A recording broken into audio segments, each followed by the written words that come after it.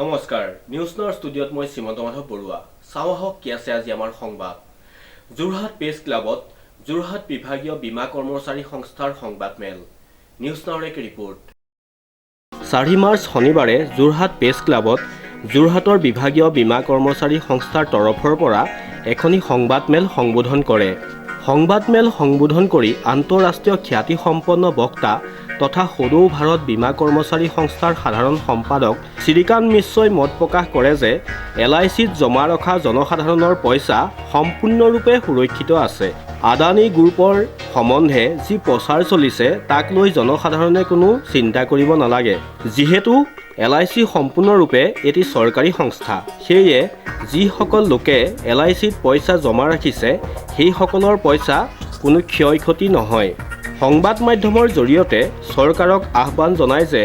চৰকাৰে ধাৰ্য কৰা LICৰ লাইফ ইঞ্চুৰেঞ্চ আৰু হেল্থ ইঞ্চুৰেঞ্চত লগোৱা GST আঁতৰাই দিবলৈ আহ্বান জনায় লগতে LIC বিভাগৰ জৰিয়তে দেশত থকা নিবনুৱাসকলক LIC বিভাগত কৰ্মসংস্থাপন প্ৰদান কৰি LICক অধিক সবল আৰু শক্তিশালী কৰি গঢ়ি তুলিবলৈ আহ্বান জনায় तो मैं आपके माध्यम से आसाम की जनता और विशेष करके जोरहाट की जनता को ये भरोसा देना चाहूँगा कि LIC में हमारी जनता की पैसा पूर्ण रूपेण सुरक्षित है और अदानी ग्रुप को लेकर के जो चर्चाएं हो रही है हम ये बताना चाहेंगे कि अदानी में LIC का जो इन्वेस्टमेंट है हमारे कुल निवेश का 1% से भी कम है और दूसरी बात है स्टॉक मार्केट में जो उतार चढ़ाव लगा रहता है वो टेम्पररी है स्टॉक मार्केट में स्टेबिलिटी आने के बाद LIC के पैसा को कोई खतरा पहुंचने वाला नहीं है ये इसीलिए मैं कहना चाह रहा हूँ कि पिछले साल एक साल में स्टॉक मार्केट में LIC का जो निवेश था उसमें LIC को 42,000 करोड़ का प्रॉफिट मिला और आज भी LIC ग्रुप ऑफ कंपनीज में कल शाम तक की जो परिस्थिति है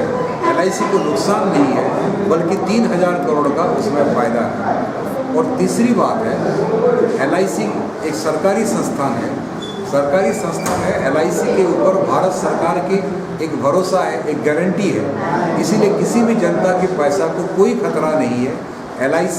65 साल से आज तक जो सेवा देते हुए आया है वही सेवा आपको देता रहेगा आप LIC के पास निश्चिंत होकर के बीमा खरीदिएगा दूसरी बात है भारत सरकार से हमारी यही गुजारिश है LIC पॉलिसी के ऊपर हेल्थ इंश्योरेंस के ऊपर जो 18% का GST लागू किए हैं उसको हटाना चाहिए और पिछले साल अभी का जो बजट आया है 5 लाख से ज़्यादा प्रीमियम वाली पॉलिसी के ऊपर जो इनकम टैक्स लागू किए हैं उसको ख़त्म करना चाहिए क्योंकि लाइफ इंश्योरेंस का सेविंग्स एक लॉन्ग टर्म सेविंग्स है